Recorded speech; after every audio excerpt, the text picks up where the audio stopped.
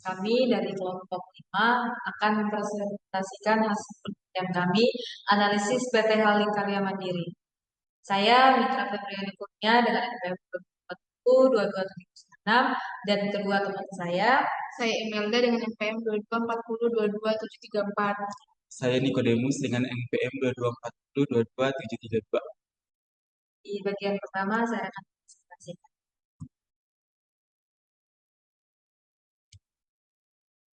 Nama perusahaan PT Halikarya Mandiri, tanggal pendirian 26 Oktober 2023, alamat Jalan Cemara, nomor 3, RT 4, Sari, Balikpapan, Kalimantan.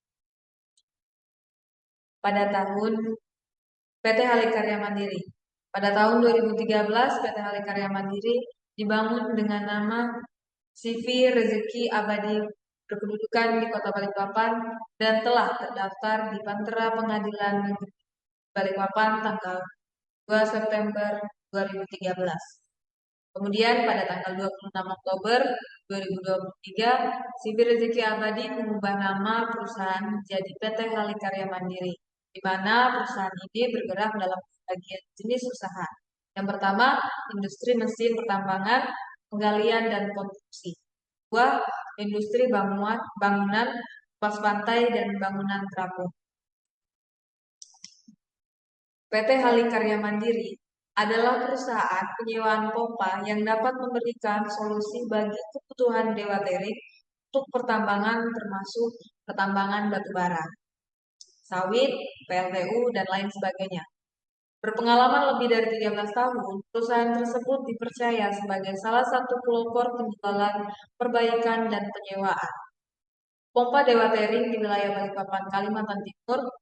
Perusahaan yang memiliki visi untuk memimpin dalam bisnis pompa Dewa Tering dan terus memastikan kebutuhan customer terpenuhi dengan pasokan unit pompa perawatan yang tinggi dan operasi total yang rendah dengan harga yang kompetitif. Unit kami beroperasi pada pompa air dengan fokus proyek terutama di area industri, pertambangan di wilayah Kalimantan dan sekitarnya. Analisis rasio keuangan. Yang pertama, analisis piutang, kas dan bank. Kas dan bank mengalami penurunan karena disebabkan penjualan yang tidak langsung dibayar nampak pada saldo piutang yang naik 8% dari tahun sebelumnya. Pertama ada kas, pada tahun 2021, 23 miliar 98 juta 927.850 rupiah.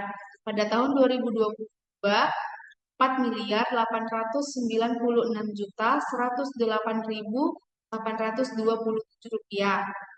Yang kedua, piutang pada tahun 2021 23 miliar 651 juta 764.993 rupiah. Pada tahun 2022 25 juta 460 juta 796.199 rupiah. Selanjutnya, analisis kas dan bank berkurang. Karena adanya kenaikan pembelian aset sebesar 3% dari tahun sebelumnya dan pembayaran utang pihak ketiga sebesar minus 39%. Yang pertama, aset tetap pada tahun 2021 193 miliar 432 juta 516.941 rupiah. Pada tahun 2022 198 miliar 901 juta 83.012 rupiah. Yang kedua, utang pihak ketiga pada tahun 2021 3 miliar 904 juta 713.081 rupiah.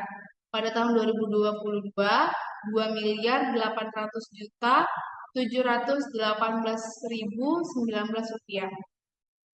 Baik, saya akan melanjutkan materi selanjutnya tentang analisis beban pajak. Beban pajak naik karena seiring dengan meningkatnya penjualan atau pendapatan sebesar 20% dari tahun sebelumnya.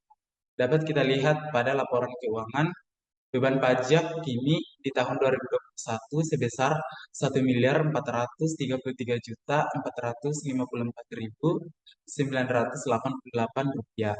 Di tahun 2022 sebesar 2.968.965.735 rupiah. Sedangkan pendapatan pada tahun 2021 sebesar 61.396.992.727 rupiah. Di tahun 2022 pendapatan sebesar 73 juta. Pendapatan pada tahun 2022 73.406.497 rupiah. Terus materi selanjutnya tentang analisis laba perusahaan. Laba perusahaan bertambah karena pendapatan yang naik sebesar 20% dari tahun sebelumnya.